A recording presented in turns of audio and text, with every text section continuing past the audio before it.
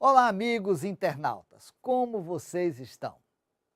Hoje a NN traz notícias de comunicação, adoção e desenvolvimento de novos líderes. Os habitantes de Londres agora têm uma nova opção de rádio. Após meses de planejamento, preparação e testes, a Rádio Adventista de Londres lançou sua programação ao vivo em áudio digital. Sunday Breakfast, um programa conduzido por Lynette Alcock e Sam Gungalu, foi o nome da atração inaugural. Para dedicar a rádio a Deus e comemorar a conquista, a Igreja Adventista do Sétimo Dia de Brixton realizou um culto especial. O serviço de louvor atraiu visitantes de várias partes de Londres, incluindo convidados como Victor Hobart, diretor de comunicação adventista da região transeuropeia. Hubert orou por toda a equipe da rádio. Agora vamos para a Rússia. No maior país do mundo, 9 em cada 10 adultos que saem dos orfanatos se tornam cidadãos carentes. Mais preocupante ainda é que o alto número de órfãos morre entre 35 e 40 anos de idade. Por isso, o governo russo está cada vez mais pedindo às famílias que se disponham a adotar. Dmitry e Anna Kostenko fazem parte do grupo que aceitou o chamado. Eles adotaram 2 crianças, uma delas com deficiência. Conheça a história desta família que mora em Aksai, no sudoeste russo. O filho mais novo, Denis, foi o primeiro a aparecer na família de Dmitry e Anna. Sua mãe biológica negou antes mesmo de nascer, porque nas mãos do feto não se formaram os ossos radiais. Apesar das características especiais da criança, Anna Kostenko o aceitou como seu próprio filho. A família de Aksai levou Denis diretamente da maternidade para casa. Dmitry e Anna são um casal que vive de acordo com os princípios cristãos. Aceitaram a Denis como um presente de Deus. Assim, apesar das numerosas desculpas dos serviços de proteção infantil e seus conhecidos, o menino foi adotado. Depois da adoção de Denis, a família perdeu oportunidades financeiras extras, mas isto não os impediu de tratar seriamente o seu filho. Em São Petersburgo, o menino teve várias cirurgias de recuperação. O outro filho da família é Danil. Daniel foi tirado do orfanato de Shakti. Começamos a vê-lo com mais frequência como um convidado nos fins de semana. A criança tem parentes, pois já foi adotado como um filho adotivo, não adotado. Ele é muito carinhoso com Denis desde os primeiros dias, quando veio para casa. Ele o abraça e o beija. E o Denis o trata da mesma maneira. Junto com as crianças adotivas, uma felicidade completa veio à família Kostenko. Todos neste lar precisam um do outro. As crianças precisam de pais, os pais precisam de filhos. É uma felicidade, apesar de tudo, apesar dos temores pessoais. É uma felicidade merecida. Светлана Корсак, Александр Скляров, Служба новостей, Ростов-на-Дону. A última informação de hoje vem da Angola. Um dos principais objetivos da igreja no país africano é desenvolver e fortalecer novos dirigentes. Desta vez, foi a área feminina da região noroeste do país a dar o exemplo. Formar potenciais líderes de igreja é o atual desafio da União Nordeste de Angola dos Adventistas do Sétimo Dia. No âmbito das formações, o destaque desta semana vai para a AFAM, área feminina da Associação Ministerial, que realizou neste final de semana formação sobre liderança e a responsabilidade da mulher do pastor, do ancião e da diaconisa. O evento ocorreu em Malães, na Igreja Adventista do Sétimo Dia, Carreira de Tiro, a 376 km da capital do país, local onde está implantada a mais recente missão Nordeste de Angola. Visto que tem muitas que foram eleitas neste mandato, são inexperientes e estamos aí instruindo como tratar dos emblemas da Santa Ceia. Muitas não sabem como devem colocar a mesa para os emblemas da Santa Ceia. E quanto às esposas de anciãos, estamos instruindo como devem lidar com o trabalho, visto que o chamado não só foi do esposo como ancião, que é o representante da igreja muitas das vezes na ausência do pastor, assim como ela, como esposa do ancião, deve acompanhar, fazer a companhia, os serviços do esposo, acompanhar e também ajudar no departamento infantil, porque afinal de contas, às vezes, as crianças são abandonadas, mas estando a esposa do ancião, deve ajudar para desenvolver este departamento infantil. Não contava mesmo. Fico sem palavra por isso. Na minha memória vai ficar muita coisa que aprendi aqui. Por exemplo, aprendi uma pessoa cristã deve ser humilde. Se a diaconisa-chefe está a mandar para fazer um trabalho, devemos obedecer. Como esposa de ancião, também uma líder. E ela deve saber como lidar com as mulheres e como exercer a sua função como esposa de ancião. Bem, estas foram as informações da ANN. Na próxima semana, se Deus quiser, voltaremos com mais notícias positivas de amor e esperança. Um abraço e até lá. Do outro lado da Clínica de Saúde e Bem-Estar Vida Vibrante, há outro centro de saúde. Hepsiba trabalha no centro do outro lado da rua, mas visita frequentemente o Centro Vida Vibrante e encaminha alguns pacientes para lá. Foi neste centro de saúde adventista que ela própria encontrou esperança e restauração. Hepsiba e os membros da sua família receberam tratamentos naturais que melhoraram a sua saúde de formas que nunca pensaram ser possível. Após o tratamento, eu pude sentir literalmente um alívio da dor. Foi uma boa experiência. Desde então, tenho-os visitado com frequência. A minha sogra também é paciente diabética. Durante quase 8 a 9 anos, nunca vimos os níveis de açúcar descer abaixo dos 390. Tentamos todos os tratamentos, mas isso não fez descer os níveis de açúcar. Mas, após 3 meses de aconselhamento, alimentação especial e alguma medicação, este cenário mudou drasticamente. No mês passado, os níveis de açúcar dela estavam em 97, que foi algo incrível para nós. Atualmente, muitas pessoas vêm ao Centro de Saúde e Bem-Estar Vida Vibrante porque foram encaminhadas entusiasticamente pela Hepsiba. Todos os dias, pelo menos 2 pacientes são encaminhados para aqui. O Centro Adventista oferece soluções de tratamento naturais para doenças crónicas como a diabetes, a hipertensão e a obesidade. Os doutores Narendra e Daisy Rao ensinam os pacientes sobre os impactos que as escolhas de estilo de vida têm na saúde. Os funcionários realizam Expo Saúde com o objetivo de criar sensibilização sobre temas relevantes para esta comunidade. Aqui são tratados pacientes de todas as classes sociais, desde os pobres aos órfãos e aos ricos que estão a procurar uma alternativa para os efeitos secundários da medicação de longa duração. Há uma grande necessidade de intervenções a nível do estilo de vida no nosso país, porque temos atualmente quase 70 milhões de pessoas com diabetes, cerca de 30 milhões com doença cardíaca e outros 30 milhões que são obesos. Os médicos do Centro Vida Vibrante prestam serviço a preços acessíveis.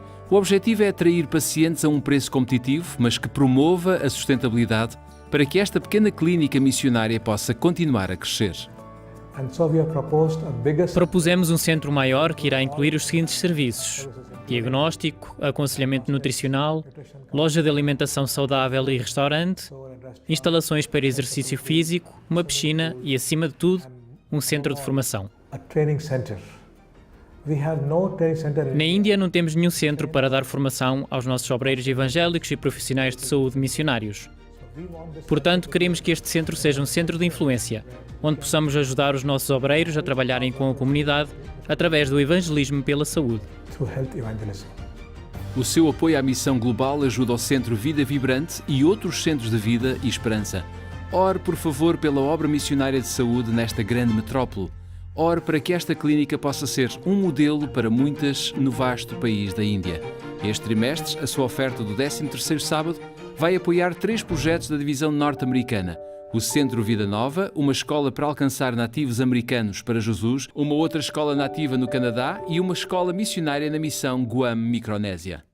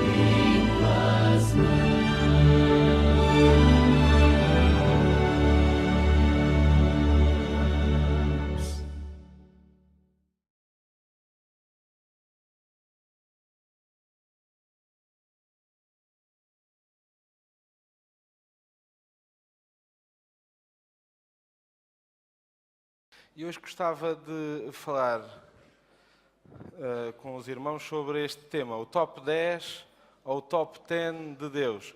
Se nós formos à internet e fizermos uma pesquisa sobre o top 10, há o top 10 de tudo e mais alguma coisa, não é? O top 10 dos cantores, o top 10 das cantoras, o top 10 dos carros mais rápidos, o top 10 do que nós quisermos. Mas eu hoje gostava de vos falar pelo menos um bocadinho do top 10 de Deus, não é? E o top 10 de Deus...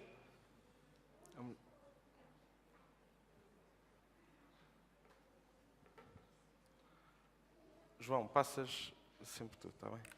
E o top 10 de Deus, todos nós já conhecemos, são aquilo a que nós chamamos a lei de Deus, os seus 10 mandamentos, não é? E nós conseguimos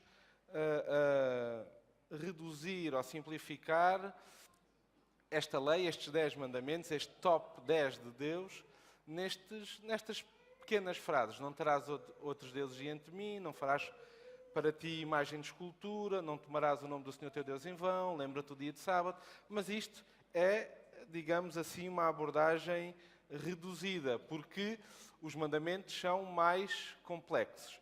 E por trás de cada mandamento, de cada ponto, destes 10 pontos que fazem o top 10 de Deus, nós vamos ter um princípio subjacente à lei. E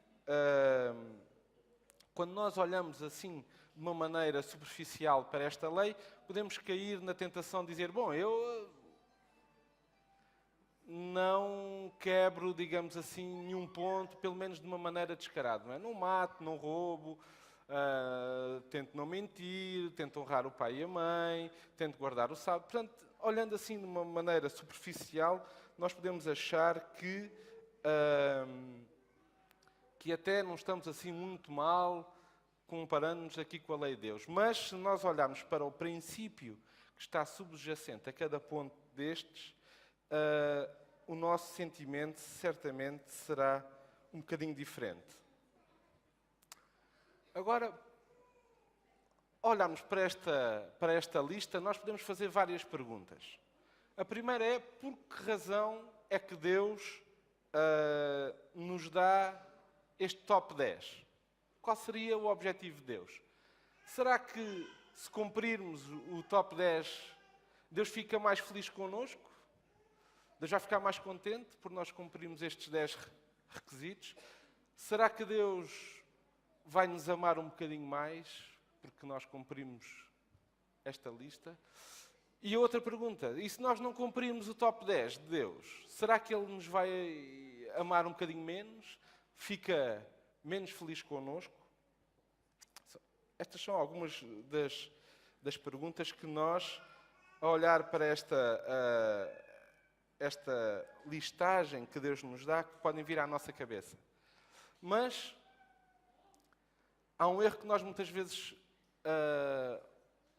podemos cometer ao olhar para esta lista, é encará-la como uma, como se diz agora, checklist, uma listagem, em que nós picamos, digamos assim, a ver se cumprimos os requisitos ou não. E então olhamos para cada um dos mandamentos e dizemos o primeiro, sim, o segundo mais ou menos, o terceiro, e vamos picando, digamos assim, para ver se estamos de acordo ou não. Mas este top 10 de Deus não é uma checklist que cumprimos para fazer Deus mais feliz ou para agradar a Deus. Mas é sim um conjunto de princípios que Deus nos deu para nós sermos mais felizes. Aqui o foco não está no agradar a Deus, nem em fazer Deus feliz, mas está assim em que Deus quer que nós possamos ser felizes e então Ele dá-nos estes princípios de vida para que nós os possamos seguir. Então, nós podemos dizer que Deus nos diz isto. Eu não te dou os 10 mandamentos para que, ao cumpri-los, eu, Deus, seja mais feliz, mas eu dou-te os 10 mandamentos para que tu possas ser feliz. E é um foco diferente.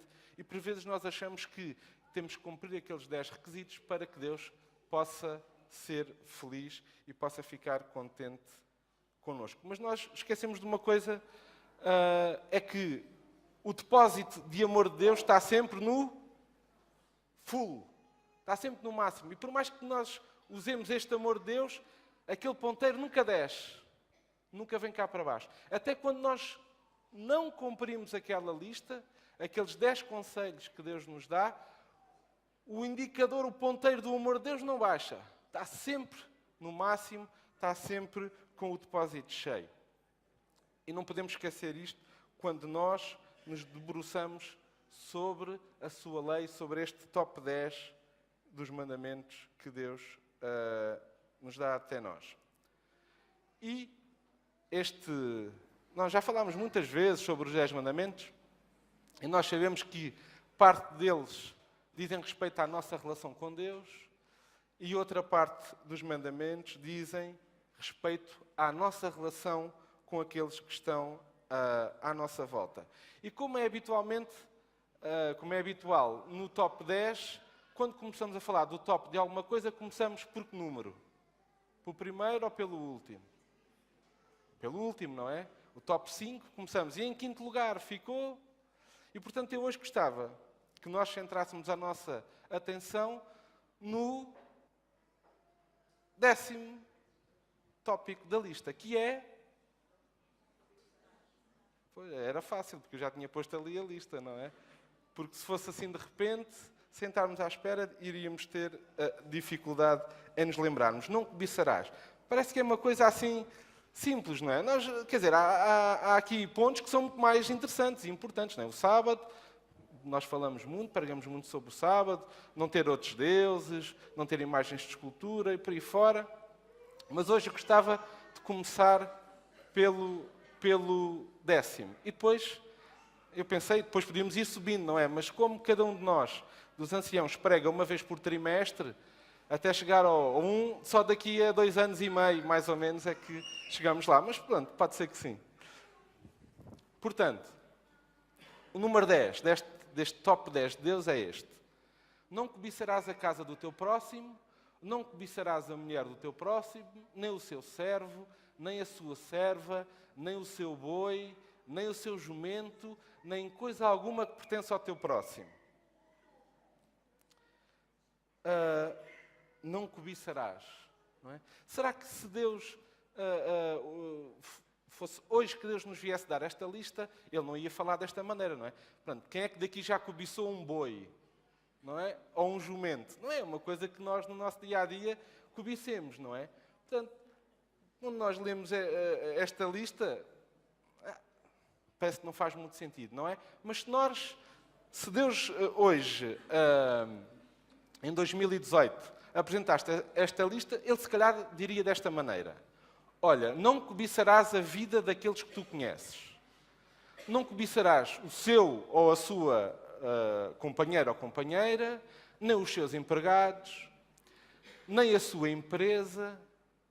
Isto seria a parte do boi. Porque o boi, quanto mais terras nós tínhamos, mais gado ou bois tínhamos que ter, porque eram eles que iam puxar os arados para lavrar a terra, e a terra tinha que ser cultivada, senão ficava selvagem.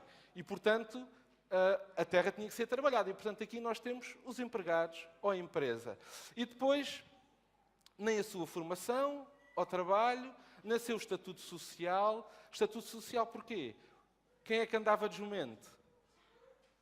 Quem é que entrou de jumento em Jerusalém, sentado num jumentinho?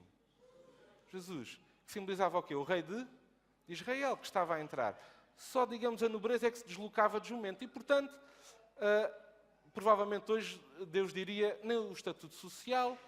E se tiveres dúvidas, nem coisa alguma que pertença a outra pessoa. Deus resume, para que não haja dúvidas, se não sabes bem o que é que podes ou o que é que não podes cobiçar, então eu digo-te já, não cobices coisa alguma que pertence a outra pessoa. Mas eu acho que neste mandamento o princípio que está subjacente é este, é o princípio do contentamento. E gostava que nós fôssemos aprofundando aqui o nosso estudo e tentando perceber o que é que significa realmente este contentamento. E se nós formos a Hebreus 13, eu convido-vos a abrir as vossas Bíblias, no livro de Hebreus, no capítulo 13.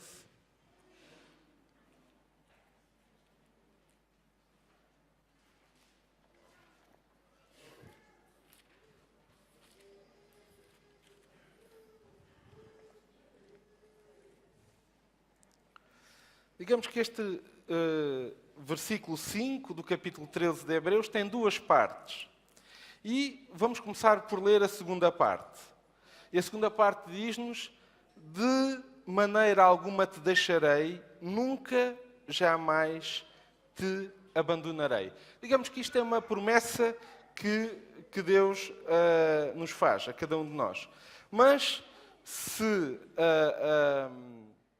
nós olharmos bem para esta frase, Paulo está a citar Josué no capítulo 1, no versículo 5, em que Deus está a falar com Josué e está a fazer uma promessa a Josué. Deus diz-lhe assim: olha, Moisés morreu, já não temos quem lidere o povo na entrada da terra prometida, vais ser tu que vais guiar o povo, e assim como eu fui com Moisés, eu serei contigo. Eu vou estar ao teu lado, não te vou abandonar, assim como não abandonei Moisés no seu percurso com o povo. E agora, se nós lermos a primeira parte do versículo, portanto, Hebreus 13, o versículo 5, seja a vossa vida sem avareza, não é? Ou sem inveja, ou sem cobiça. Contentai-vos com as coisas que tendes, porque Ele tem dito: de maneira nenhuma te deixarei, nunca, jamais te abandonarei. Seja a vossa vida, no fundo o que Paulo está a dizer é assim: olha, seja a vossa vida, seja a vossa conduta sem avareza, sem cobiça, sem inveja. Contentem-se com as coisas que têm, porque Deus prometeu que nunca vos iria abandonar, nunca vos deixaria sozinhos.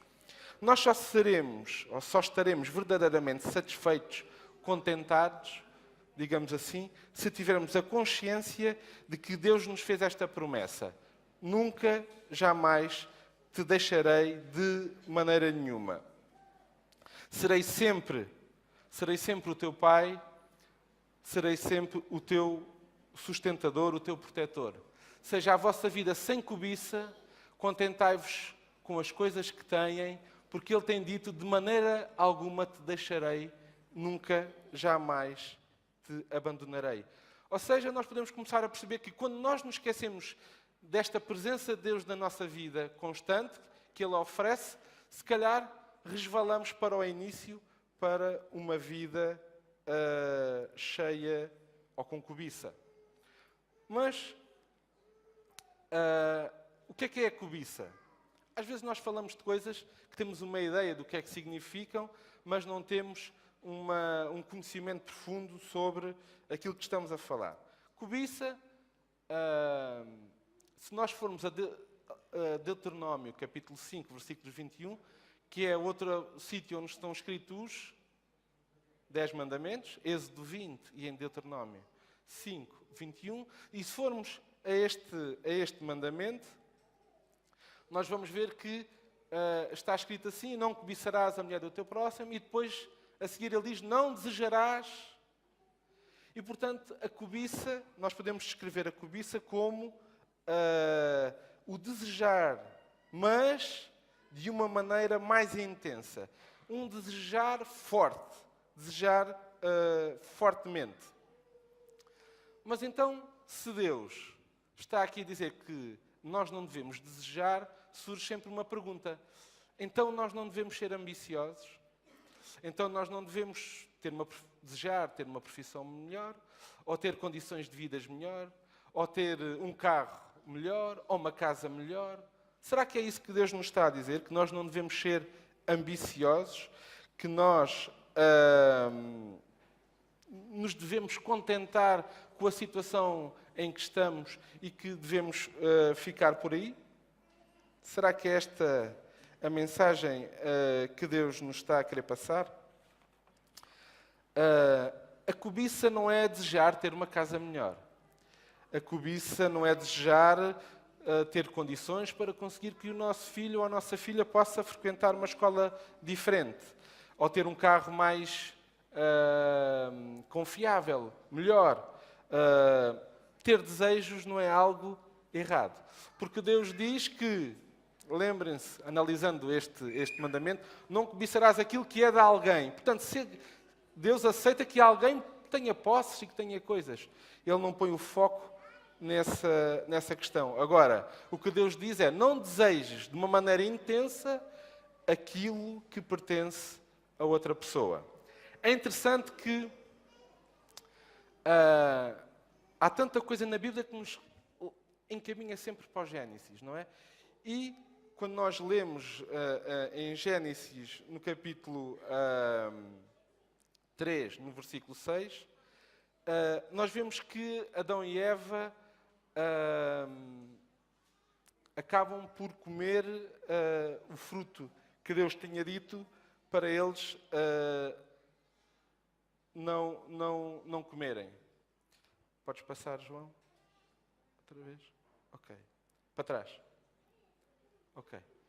Então, é interessante que, quando nós lemos Gênesis capítulo 3 e versículo 6, diz que aquela árvore era, a árvore do conhecimento do bem e do mal, era quê? Desejável. E a palavra que é usada é a mesma palavra que é usada em Êxodo 20, 17, para descrever cobiça.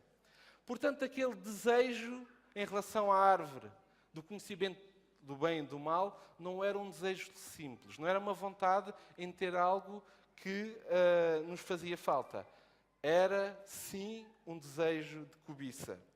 E vemos aqui que Satanás usou esta estratégia de pegar em algo que não era dele, algo que não lhe pertencia, e transformou em algo que era bom, quando se olha, quando se vê, em algo que é agradável aos olhos, em algo que era desejável para dar entendimento. Mas aqui, se nós pensarmos que Deus disse assim: olha, Adão e Eva, tudo isto é vosso, podem comer de todas as árvores, mas desta árvore vocês não podem, porque esta árvore é minha. Desta árvore vocês não podem comer. E aquilo que Satanás levou a que Adão e Eva fizessem foi que cobiçassem algo que não lhes pertencia. E o que não lhes pertencia era o fruto que eles iam encontrar na árvore proibida. E esta é a mesma estratégia que Satanás usa muitas vezes na nossa vida para nos afastar de Deus. É esta estratégia de que o que os outros têm, ou de outra maneira, aquilo que eu não tenho, é muito melhor do que aquilo que eu realmente tenho. É aquele velho ditado que nós usamos da galinha da vizinha. Sabem como é que é? A galinha da vizinha é sempre melhor que a minha, não é?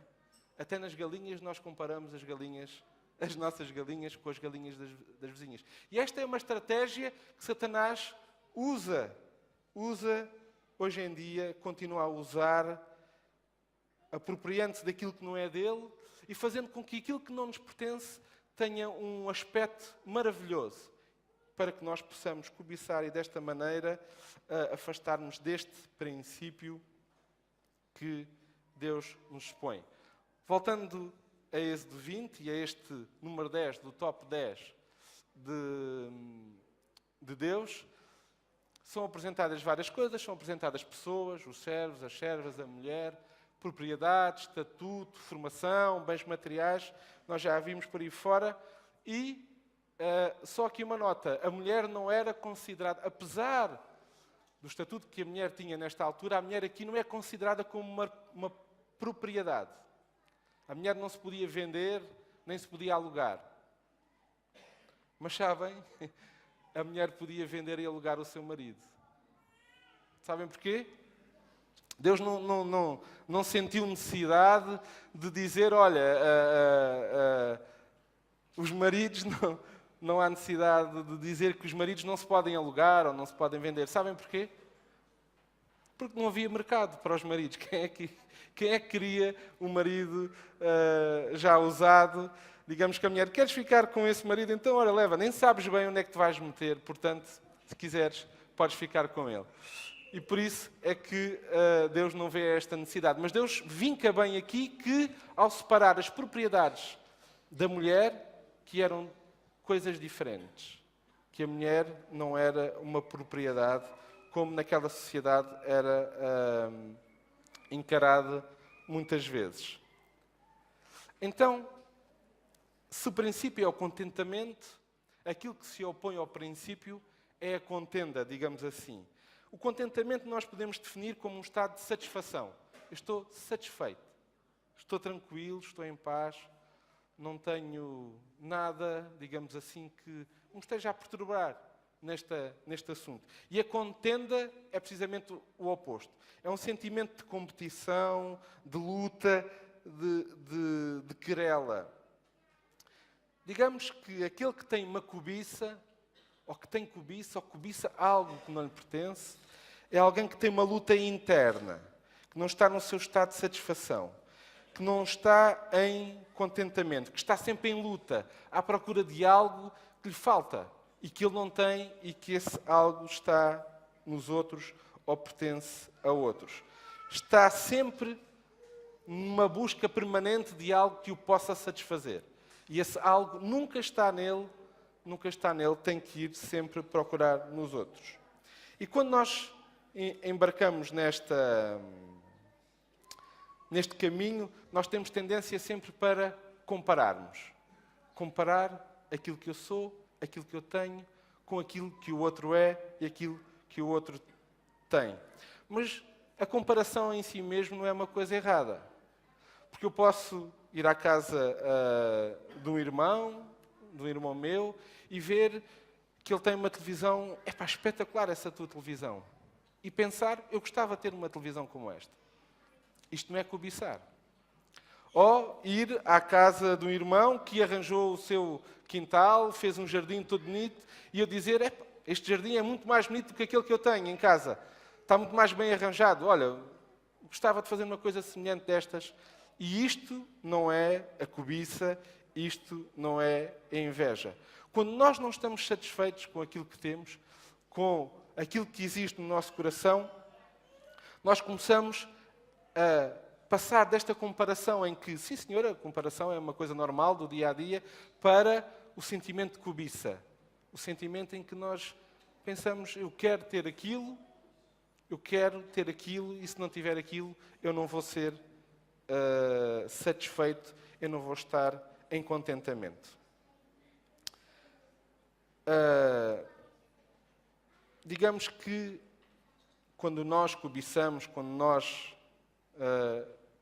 deixamos que este sentimento se desenvolva nos nossos corações, nós sentimos uma sensação de abandono, uma sensação de que falta alguma coisa. E quando nós começamos a comparar, nós vamos inevitavelmente embarcar num destes dois sentimentos. Desenvolve-se em nós um destes dois sentimentos. Ou um sentimento de superioridade. Aquilo que eu tenho é melhor do que o que ele tem. O meu carro é muito melhor do que o carro do meu amigo. É muito mais potente, é muito mais novo, tem muito mais coisas, não tem nada a ver. Então, cria-se aqui um sentimento de superioridade. Mas também podemos cair no outro extremo, que é o sentimento de inferioridade. Ou seja, ele tem mais do que eu, portanto eu sinto-me inferior. Coloco-me numa posição de desvantagem perante o outro quando me comparo e acho que o que o outro tem é melhor do que aquilo que eu tenho. Então, este sentimento traz malefícios que são pesados, digamos assim, que são graves. E estes malefícios são, digamos, resumidos aqui nestas duas frases.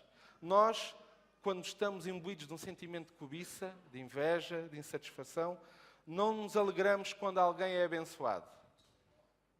Temos dificuldade de nos alegrar quando alguém é abençoado. Eu vou-vos dar 2 exemplos, por exemplo.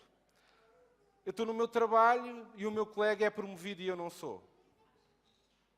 E eu olho para ele e digo assim, eu trabalho há mais tempo na empresa do que ele.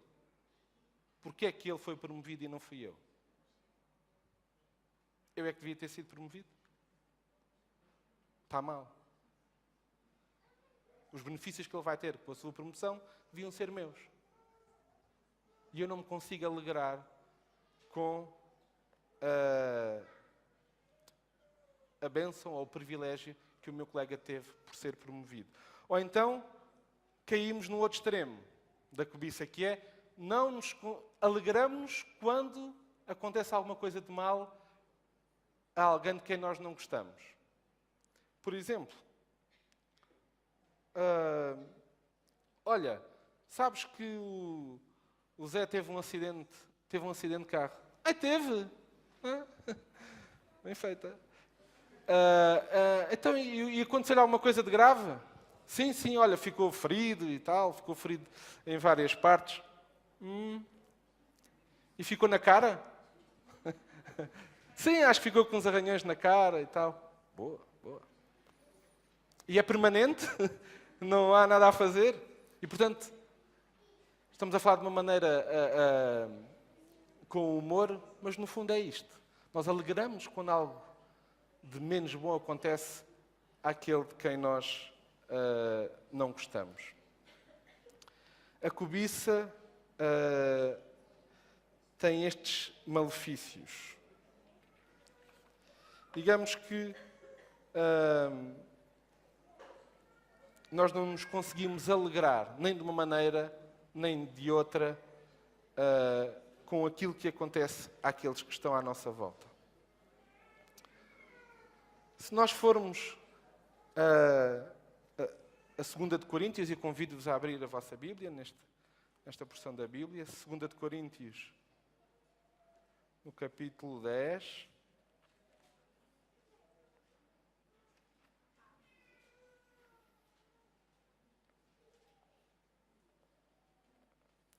Esta atitude de comparação uns com os outros não é uma atitude sensata, como nós vamos poder ler aqui. Portanto, 2 de Coríntios, capítulo 10, versículos 12. E o apóstolo Paulo vai dizer o seguinte: porque não ousamos classificar-nos ou comparar-nos com alguns que se louvam a si mesmo, mas eles, medindo-se consigo mesmos e comparando-se consigo mesmos, revelam o quê? Insensatez. A comparação é uma coisa insensata. O classificar-nos, o atribuirmos ordens arbitrárias entre nós e os outros é algo que não revela sensatez, não revela falta de sabedoria. E se há geração na história da humanidade que se compara, que se classifica entre si, é esta geração habitual que nós estamos a viver. Cada vez mais nós comparamos uns com os outros e classificamos uns aos outros. E as redes sociais que jovens e adultos usam cada vez mais nos nossos dias são um meio privilegiado para nós nos compararmos uns com os outros. Mas sabem, as redes sociais têm muita coisa boa e têm muita coisa má também. Habitualmente, aquilo que nós colocamos na rede social é sempre o glamour, a felicidade, o que é bom, a alegria. Mas não mostramos o que a realidade é. Os jovens pomos fotografias quando estamos numa festa, todos contentes, mas eu já fui a festas de anos em que estavam todos sentados e todos a olhar para o telemóvel e que ninguém falava um com o outro. Mas a fotografia que vai para a rede social é estamos aqui todos juntos, gostamos todos uns dos outros, espetáculo. Já tirámos a foto? Já. Cada um para o seu telemóvel. E acabou. Ou então que temos um aspecto maravilhoso, altamente cuidado, um corpo esbelto, mas é só para a fotografia e com um toquezinho de Photoshop que é para dar... Pronto, só para corrigir aqui algumas coisas que não estão tão bem. E depois, a vida real é completamente diferente. Mas nós temos tendência para nos comparar uns com os outros, Mas se eu olho e só vejo aquilo que eles têm de bom, como é que a minha vida pode ser boa? Se só vem aquilo que é bom, então a minha vida não presta, porque eu tenho muita coisa má na minha vida. Tristeza, sofrimento, dificuldades, mas isso nunca vem exposto. E se eu não tenho esta noção, eu comparo-me com os outros e vejo, bem, a minha vida não presta mesmo. Porque a vida dos outros é uma alegria constante e a minha não passa disto, não é assim. Eu acho que esta geração está a sucumbir neste caminho da comparação e da classificação. É interessante que a sociedade hoje em dia gira muito à volta destes dois conceitos, do prazer e do desejo. O que é que vem primeiro? Será o desejo e depois vem o prazer? Ou será o prazer e depois vem o desejo? Se nós olharmos para aquilo que a sociedade nos propõe, a sociedade propõe isto. Primeiro tens os teus desejos. E os teus desejos têm que ser o quê? Satisfeitos. Porque se forem satisfeitos, tu vais ter prazer. Vais estar bem, vais estar tranquilo. E este é o modelo que a sociedade nos põe. Desejos, os desejos são para serem satisfeitos e a satisfação vai-te dar prazer. E depois de atingires este prazer, o que é que habitualmente acontece? Há um novo desejo, porque aquele prazer não durou muito e voltamos ao início. E que novos desejos tens? E passamos por aqui, por aqui. Será que este é o modelo que Deus nos propõe? Deus propõe uma coisa estranha, como geralmente faz, não é? Que nos faz pensar. Então Deus propõe assim, olha, quero que primeiro tenhas prazer. E que depois fiques satisfeito e então aí vais passar aos teus desejos. Parece que não é intuitivo, não é? Parece que... Não, é ao contrário é que é, não é? Eu tenho que satisfazer os meus desejos, aquilo que eu quero, para ter prazer. Mas Deus põe isto ao contrário. Será que Deus põe isto ao contrário? Porquê é que Deus põe isto ao contrário? Então eu convidava-vos a abrir a Bíblia no Salmo 37. O Salmo 37 é um salmo especial, digamos assim. Era um salmo que Davi escreveu quando já era idoso. Provavelmente é um salmo que o rei Davi escreveu para o seu filho Salomão, querendo dar-lhe alguns conselhos. E então Davi escreveu este Salmo 37. E aqui é um salmo que tem uma característica interessante. A palavra ímpios, perversos ou malfeitores aparece 14 vezes só num salmo. E, portanto, o que Davi estava a dizer, olha, tu na tua vida, Salomão, vais ver que vai parecer que aqueles que são perversos, que aqueles que não seguem a Deus, que aqueles que não acreditam em Deus, que esses vão prosperar. E que aqueles que muitas vezes seguem a Deus e que tentam ter uma vida de acordo com os preceitos de Deus, não prosperam. Ficam em dificuldades. Mas eu vou-te dar um conselho, Salomão, sobre isso. Primeiro, tens que fazer uma coisa. Tens que aprender a confiar em Deus. Então, depois, ao longo do Salmo 37, Davi começa, e convido-vos depois a lerem o Salmo em casa, com calma, com tempo, para poderem meditar sobre cada versículo. Davi começa por dizer, olha, confia no Senhor. Primeiro ponto, confia no Senhor. Confia no Senhor. Segundo ponto, entrega o teu caminho ao Senhor. Entrega o teu caminho ao Senhor. Confia e entrega o teu caminho ao Senhor, Salomão. Se fizeres isto, o que é que vai acontecer? Serás justo. Serás justo. Confia, entrega o teu caminho e serás justo. E no versículo 7, Davi diz a Salomão, e vais encontrar descanso para a tua ansiedade no Senhor.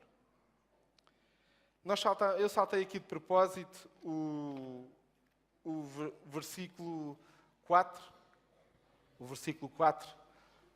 que nos diz o seguinte: agrada-te ou tem prazer no Senhor e Ele satisfará os desejos do teu coração. Estão a ver como Deus inverte as coisas? Primeiro tem prazer no Senhor e depois ficarás satisfeito e depois então nós vamos lidar com os desejos do teu coração. Que nós na nossa vida possamos aplicar este princípio do 10º mandamento, o princípio do contentamento, que em primeiro lugar possamos ter prazer em estar, em confiar e entregar a nossa vida a Deus. Em segundo lugar, gozar da satisfação e do descanso que advém disso. E em último lugar, em terceiro lugar, deixar que Deus guie os desejos no nosso coração, na nossa vida. Esta é a minha oração para mim e para vós. Amém.